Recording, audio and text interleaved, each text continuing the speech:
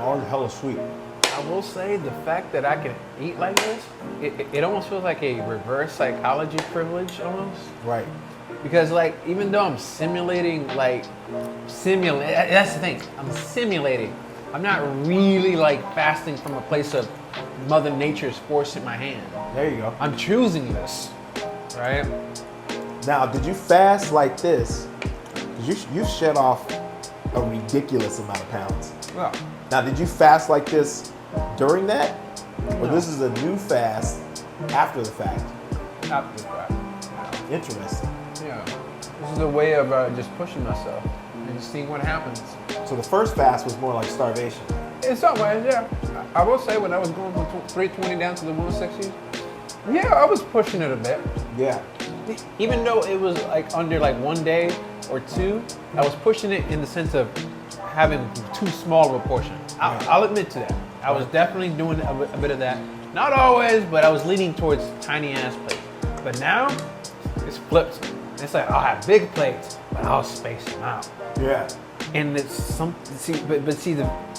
those two things by themselves, a big plate and spacing it out, that's paradigm busting, even to me. Yeah. I mean, it feels normal now, but I'm painfully aware that to a lot of people like, what? You eating once every how many Yeah, days? when I first heard it, I was just like, huh? Yeah. How? Right? Yeah. It makes you want to be like, how? Because it's out of this world. That's kind of wild. Yeah, I know. I think, last year I was like pushing 240. That may not seem like a lot, but I'm 5'7". At 240, Down, do it. Yeah. I couldn't get my damn socks on. You got some compression going on. Literal compression. All right, my neck, like this, it was just like, yeah, I felt like I was in a bat suit. Like I couldn't turn my neck really good. My shoulders are stiff. I can't reach down and get my damn socks on that easy. Yeah. I'm like rolling around in the bed. It's a wild time. See, I think I know why he's 5'7". It has nothing to do with him as a person. No, he's got more energy, right? So there's more gravity, and all that gravity kind of. the once. That's what it is, right? He's like the source of energy, right? But that comes with the price of more compression. That's what it is. Exactly. Yeah. Maybe Elon Musk might come up with some kind of like anti-compression. Elon Musk, that's a smart man. That's a smart man. Smart and weird. We have something in common. That's how it works. Pokemon Black Bruce Wayne over here. Yes, sir. I've been feeling like Bruce Wayne lately. Honestly. I drove my Batmobile today, and I was just like, when you said that, I was like, I do kind of feel like Bruce Wayne today. I think you gave it a watch. So that's funny he says that as well, because Batman is actually my favorite superhero. Small world. Huh? Small world. Damn. Oh my God. It's quite the load, but I'm finishing. I believe. You're doing better than me. I skimmed off the top and through the middle. Stuff in your face in front of skyscrapers. Where can you do that at? There's like a random clock up there. Right. Is that the Tribune? I wouldn't know. I think it's there's two clocks. One here and then one there. If you look back there, it's actually more than two. There's one on each side. So one black clock there, 2, 3, and 4. There's a lot of clocks around here. Yeah, I wonder if that one has multiple clocks around it. It's an old place. This is like only a lot of 60s stuff. If you notice that building right there, the old buildings, West Coast Life, yeah, the one right here on the brick, that's got to be at least like fucking 80 years old. It's like a San Francisco mini tiny version of the Daily Bugle or something. Pretty much. By the shape of it. I believe that one's called the Plaza Building. Is that what it is? I think there's like a movie theater over here. Like some old movie theater? Yeah, there's a movie theater. Like It's still Fox? inactive. It's still active, the Fox. Is that what it is? Yeah, still active. Oh. And you won't see too many of those buildings around here because they've updated so much, but like you'll catch them around, like even straight down the middle. That old warehouse right there. Now Frisco, you'll have a lot of those buildings, like in South City, like going towards South City, Caesar, all those buildings look like that. They're still hella old on the outside. It's a trip. It's an old place. This is an old place. I can see it. I wonder what it looks like to be like up there. I wonder if there's like access to the public. What buildings are dope to see up there? The Kaiser building. It looks over like the lake area. Wait, is that what that's called? The one with the clock? Yeah, the Kaiser. On the other side, like going towards the lake, there's another big building, Kaiser. Yeah. And that looks over that whole area, right upstairs. What else is like that out here? That's like one of the tall buildings out here. These buildings for sure, because they're so in the middle of downtown. Yeah. They got more that way. Like you're going 18th Street. It's a busy city. Used to be busier though. I think everybody working from home. Nobody come out to play anymore. But people come out to play. It's just like some Different kind of people. Yeah. We're just talking about how it looks like Grand Theft Auto out here. Oh yeah. Kind of crazy looking. Opposite Tenpenny, right around the corner. There you go. What is it again? Ballers, and then like I forget what the Grove Street. Oh yeah. Grove Street, Ballers, and the yellow people. I haven't played Grand Theft Auto in so long. That game is too fun. I get locked in. This is hilarious. Just like they made it to where you can just do whatever you want. It just brings out the craziness of people on that game. But the fact that you're playing mostly kids is scary. You got like an 8-year-old with a fucking gang in the game, forced to reckon with. Wow. We have an abundance of food in America. For sure. It is an abundance of food. It's almost ridiculous. The amount of grocery stores we have here, really take it from a big perspective, we have access to like whatever. Especially here in the Bay Area. It's like whatever food you want to pick it. Yeah. It's the best part. This is crazy.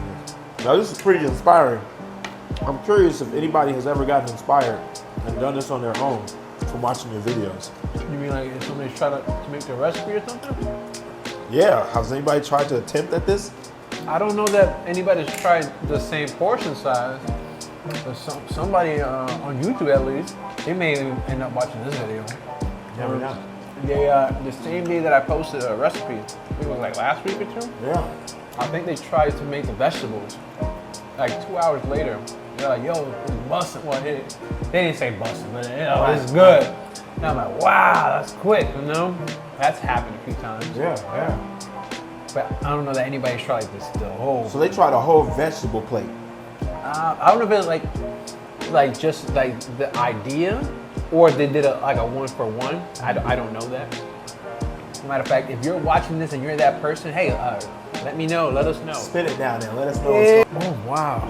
I feel like I hit like the right portion for me. I feel like I definitely hit a home run on your side of it. Yeah. Oh Jesus! That's a literal home run. Jesus. He's a fucking monster. Dude, I got a home run, and I think for him it's the other way around. Run home.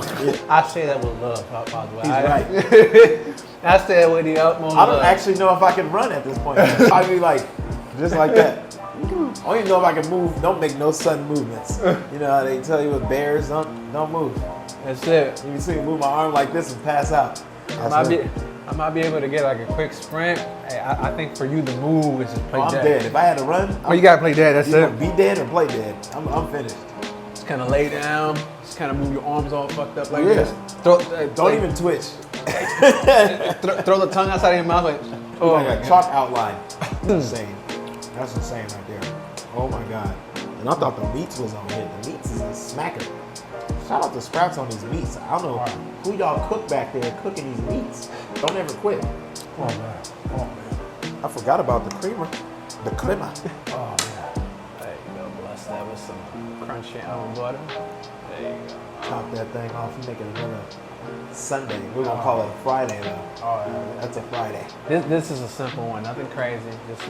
Delicacy. I guess what is it? I got the idea on the tip of my tongue, but I can't say it. It's like things that are simple are like the best things, or it's something like that. I don't know that. Y'all get the point. Yeah, this is a simpler way of saying it. It's not rolling out of my mouth right now. I'm the type of person that says sayings backwards. I do that all the time. I'm not correcting myself either. It'll just be a new saying. You'll have to figure it out. Lord, help me. I don't even know if I like regular grapes anymore. The seeds hit in a certain way? Right here, these are so sugary. When you bite them like that, they don't even let you eat the skin. The insides just come out right into your mouth. You just gut them. Mush. Shit. No, these are so mushy. I feel like I'm eating oysters or something. You just like eat right in the middle. Yo, you can literally get hydrated off these. This is crazy. Really can. Get dehydrated throughout the day. Probably need more of these fruits. Earlier this morning, I made sure to get me a workout in. That way, some of this goes straight to, Right back to it. put it to good use. I've definitely been in the gym pumping lately. Hardest thing for me after the gym is to not eat. Yeah, sometimes I'll be trying to like fast for a little bit to see if my body can acclimate. Yeah. Like I think I crave carbs after I work out. Not like burgered out, but like, I don't know, like a bagel. I'd be wanting like a bagel or something like that. Something like that. I will say that the more I've been working out fasted, the more I've been adapting to it. How is that? Like working out while you're fasting, energy levels and all that stuff. Oh, it's amazing. It's amazing. I prefer to be fasted now when I work out. Yeah. You're definitely a lot lighter, a lot clearer. Oh yeah, I feel lighter. Even if I'm not actually lighter. Cause like right now after this meal, see, all right, so before this meal I was 176. This is 6-7 pounds of food. So I'm gonna weigh 6-7 more pounds guaranteed right now. Right. It's in me. But like, if I were to bang out push-ups right now, I'm still gonna feel lighter. Maybe tomorrow, once it gets more digested, I feel a little more sluggish for a little bit. But I'll still feel light. So there's that. But I've noticed, but in addition to that, right? See, my stamina of working out in a fast has been increasing to the point that there was a certain point in time that I would feel tired. Yeah. Very tired. Yeah. But the more I've been doing it, the more something's been happening where like when I'm actually well fed, I feel tired when I work out then. Yeah. You know, like, what's happening? It's like a flip of the switch. Because I've been adapting the body to working out more fasted than non-fasted. Right. That's where I'm at with that. The one exception is if I go like heavy cardio or something, then You're burning real hard. Yeah, I'll burn it out. Yeah, cardio for me, like I'll do like 15, 20 miles on a bike and I'm burning like almost 1,000 calories. And that makes you like want protein. Like for some reason I feel like because I'm using all the energy out of my muscles, it wants the protein energy. Maybe, okay. So, but like chicken fixes that fast. I haven't really worked out on like an empty stomach too much. Like maybe like with pre-workout. But I've been really getting off the pre-workout. I'm not a fan. I feel like it can be done naturally. Oh yeah. Pre-workout's cool. Like it's when I was overweight, I did the pre-workout. It's a metabolism it kicks the metabolism on, burns faster, but I just don't see the need for it at my size. I'm like 185 on my light side, and I don't feel like I need like the pre-workout really, to be honest with you. Protein shake I definitely still like as a meal replacer, but yeah, I think I've kind of staved off the pre-workout. Protein shake after the workout actually helps me get my muscles back a little bit better. It's all about how your body soaks it up, I guess. Yeah. I don't know the science behind it. I'm not a dietitian. I just know how I feel. There you go. For me right now, the closest thing to a pre-workout or something indistinguishable from it is working out fasted in the morning with some like, I don't know if this is the right term, some high frequency music, some upbeat music. Yeah. Some kind of like, music that gives you like a sense of your like cradles or something. Yeah. Get a few warm-up sets in, and if I got like a music track and it sounds like I'm about to have a 50-pound slice and start hacking the Breakthrough. world, some kicks, and that's my pre-workout. It's psychological, but guess what? It's free.com, and it's like, what's funny? I just recently started listening to music while I work out. Really? Yeah, I never listen to music. Like I listen to the ambient music that's playing, right? All the soft rock they're playing in the gym. Okay. But like, I'll go in there sometimes and, hit my core. When I'm doing core workouts, I'm usually in like some Deftones, like some heavy metal. I listen to heavy metal. So like that's like my shit. But like that's what gets me going with the core workouts, because I have a motivation problem with pushing my body in the cores. Like lifting weights is cool. Like I never am trying to pump, like maximum weight. But like with the core stuff, man, that shit gets me fucking worked. When you say the core stuff, what do you mean by that? The body, the torso, the crunches, the sit-ups. Literally core. Yeah, I need music for that. I need some shit that's like, right? Like I need that. Okay. I need some psychopath shit. I'm playing like Tool and fucking Deftones and all kind of fucking crazy heavy metal. See. I'll say this. For me, this might give you an idea. The kind of music that more specifically usually gets me going. You know what? I'll say the music and how I think about it. I like to play like epic cinematic music. That's like my fucking DevOps music. Yeah, so epic stuff, and I then imagine myself as the main character. That's like Batman shit. Yeah. So like it'll be like this epic. And I imagine myself as like the main superhero. Take me to Valhalla music. And then I'll wait till like the song starts, or the music, or the bass drops, and then I'm in that mission. And then it just kicks in. I'm like, okay, this is my first set of 10 push-ups. All right, it's not just this is just my first set of 10 push-ups. No, this is like the set of 10 push-ups, and it just hits different. Then I get into this groove.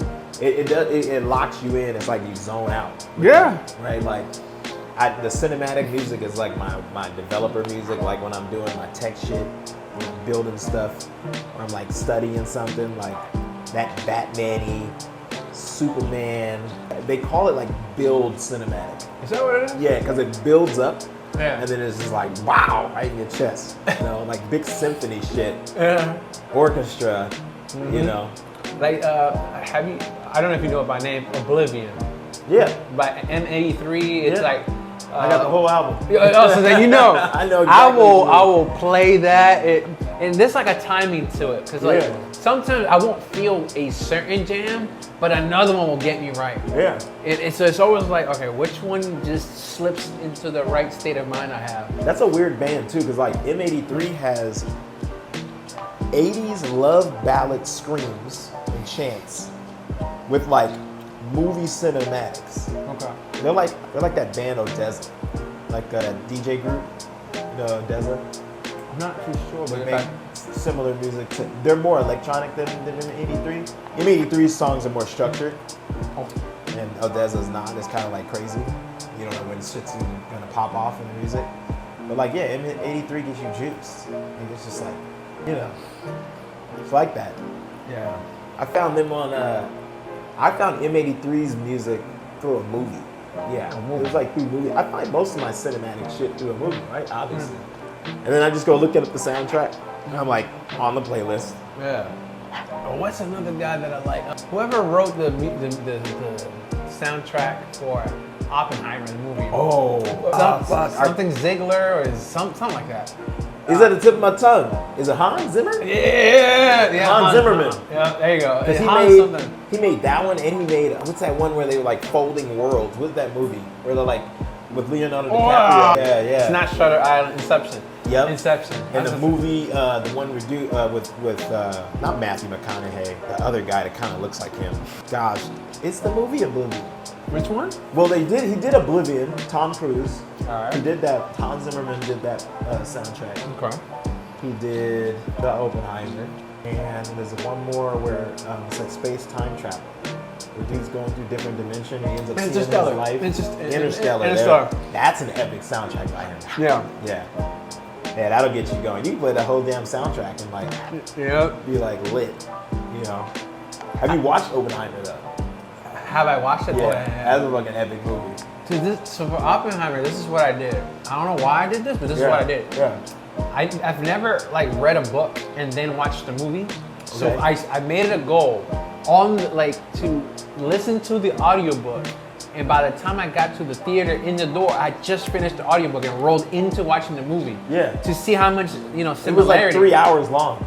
Yeah. It was real. And I'm like, oh my God, like there's a few books about it, so I don't know how the other ones interpret the whole thing. Yeah. But it was the most eye-opening, surreal thing to have it, fresh off memory, the book, and to watch the movie.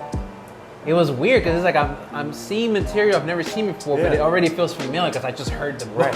Right. So I don't know. That's what I did. I don't know why. That was an epic movie though. My favorite scene though is the one where Einstein's like depressed, and here's why it's funny to me, because like you're a tech guy, so they had Einstein at this like facility, doing all his science stuff. Okay. But like he had no one to talk to. And then Oppenheimer goes over to him while he's staring at the lake. Okay, I remember the professor, he's like... Is this in the beginning of the movie or near the end? It's kind of mid. Okay. He's like, what's wrong with him? He's like, nothing. And then like I know what was wrong with him. Like, I could read through the scene. Like, he had no one to talk to. But when Oppenheimer came over, he was like laughing and playing with him. And he was like not depressed anymore. It's so funny. This is a lesson with social, right? Like, if you're not around the birds of your flock, you're gonna be depressed. Yeah.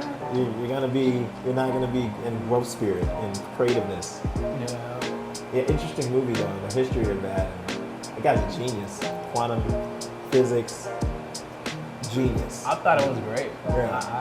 I thought it was a great movie. Dope movie. The guy from Peaky Blinders, the creepy dude, he's kind of creepy. I knew he was gonna, play pretty good. Yeah. I think I may have heard somebody in the movie theater say something like, oh my God, what's the point of this? Or this was boring or something. Yeah. In my head, I'm like, I don't know what category you're using to like put this in the boring thing, but like this event, like this is like it matters. When was the last time you've heard of a orangutan come up with a bomb? Right. So that's how I'm seeing it. Like, when was the last time you saw a beetle come up with a building or something? Right.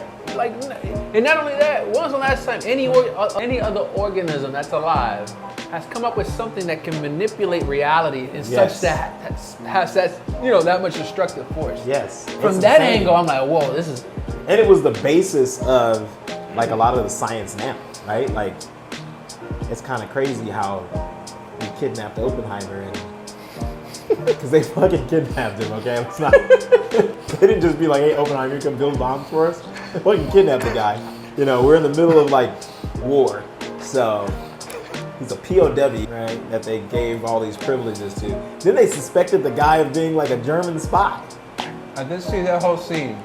I was just like, Jesus Christ, guys. Pick a thing for this guy. First you want him, now you want to like, What I picked up from that part in the movie, it struck me that, I don't know, because I only know the one book,